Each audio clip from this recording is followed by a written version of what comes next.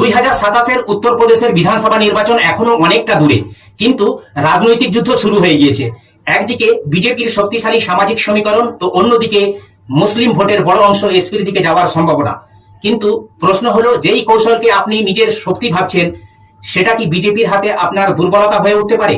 আজকের পুরো আলোচনায় আমরা সেই অঙ্কটাই বুঝবো।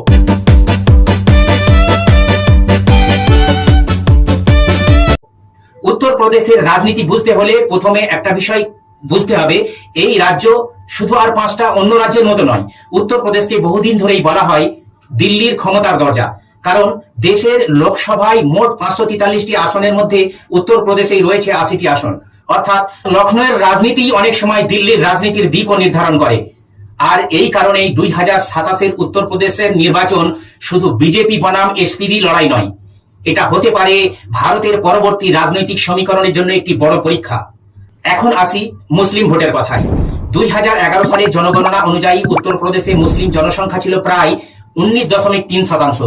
এরপর দীর্ঘ সময় ধরে নতুন পূর্ণাঙ্গ জনগণনার তথ্য না থাকায় বর্তমানে শতাংশ নিয়ে বিভিন্ন অনুমান রয়েছে।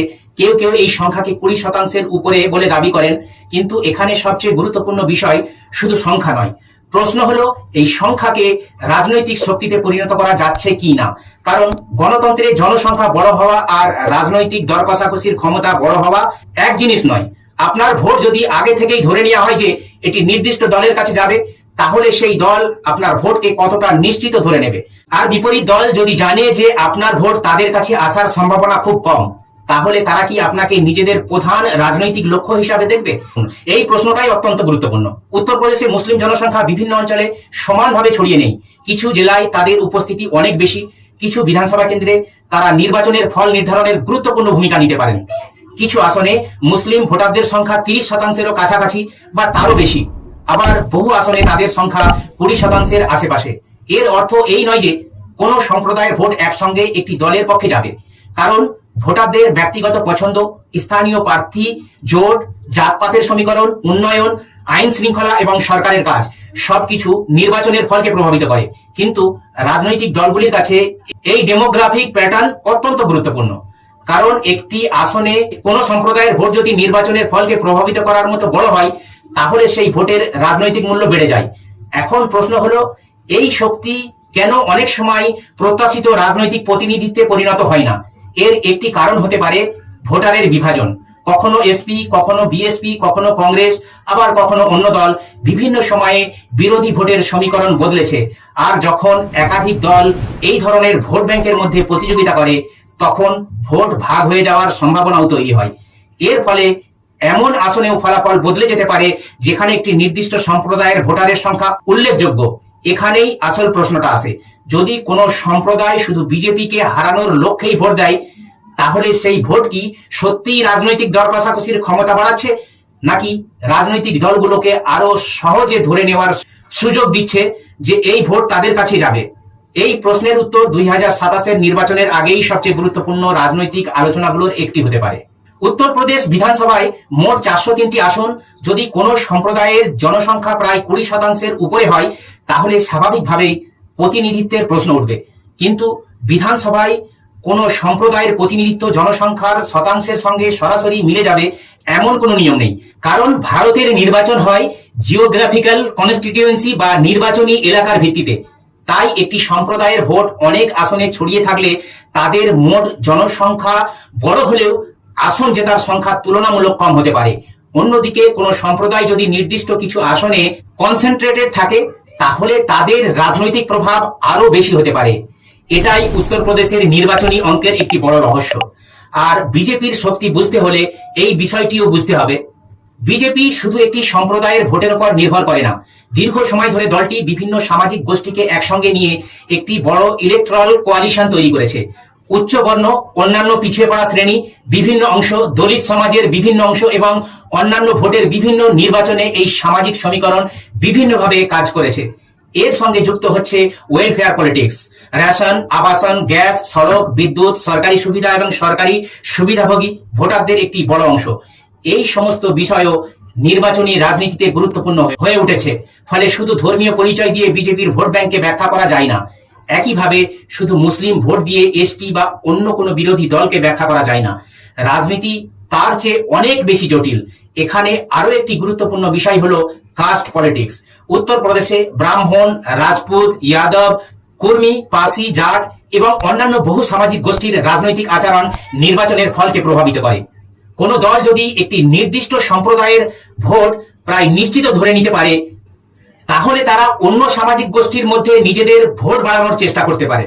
এটাই সেই জায়গা যেখানে একটি সম্প্রদায়ের নিশ্চিত ভোট কখনো কখনো তার রাজনৈতিক বার্গেনিং পাওয়ার বাড়ানোর বদলে কমিয়ে দিতে পারে।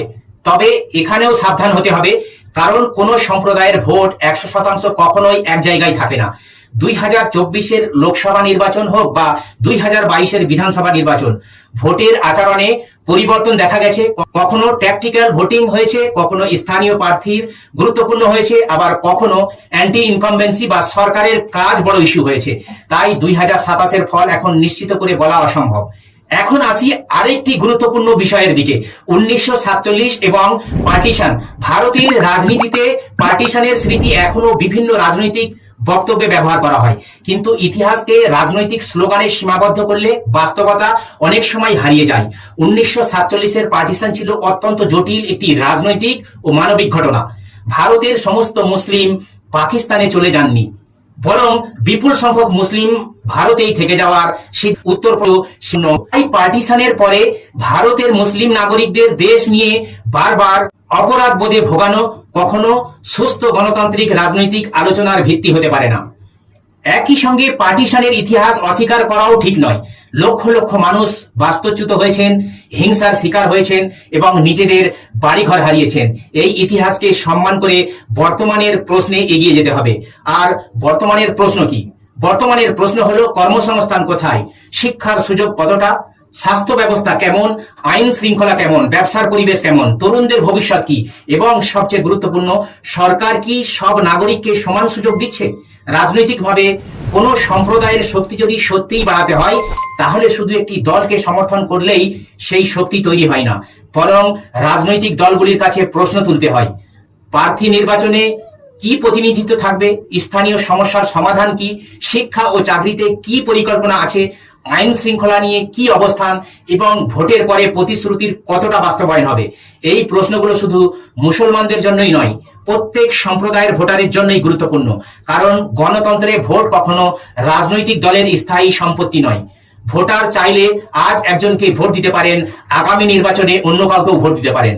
এই পরিবর্তনশীল ভোটাররাই রাজনৈতিক দলগুলিকে জবাবদিহি করতে বাধ্য করে। তাই 2027-এর উত্তরপ্রদেশের নির্বাচনকে শুধু বিজেপি বনাম মুসলিম ভোট বা বিজেপি বনাম এসপি হিসাবে দেখালে পুরো ছবিটা দেখা হবে না। আসল লড়াই হবে বিভিন্ন সামাজিক গোষ্ঠী, জাতপাত, ধর্ম, অর্থনীতি, উন্নয়ন, সরকারি সুবিধা, প্রার্থী এবং জোটের মধ্যে।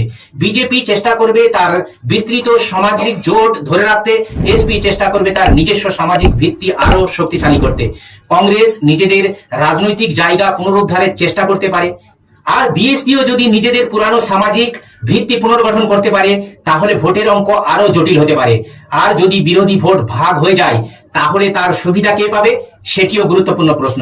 অন্যদিকে বিরোধী দলগুলি যদি আসন ভিত্তিক সমন্বয় করতে পারে, তাহলে বিজেপির বিরুদ্ধে লড়াইয়ের অঙ্ক বদলে যেতে পারে। কিন্তু এখনো কোনো ফল নিশ্চিত নয়, কারণ নির্বাচনের শেষ কয়েক মাসে প্রার্থী, জোট, স্থানীয় ইস্যু এবং রাজনৈতিক প্রচারের কারণে ভোটের আচরণ দ্রুত পরিবর্তিত হতে পারে। তাই 2027-এর আগে সবচেয়ে বড় ভুল হবে ধরে নেওয়া যে কোনো একটি সম্প্রদায়ের ভোট একেবারে নিশ্চিত। রাজনীতির সবচেয়ে বড় সত্য হলো কোনো ভোটই চিরস্থায়ী নয়।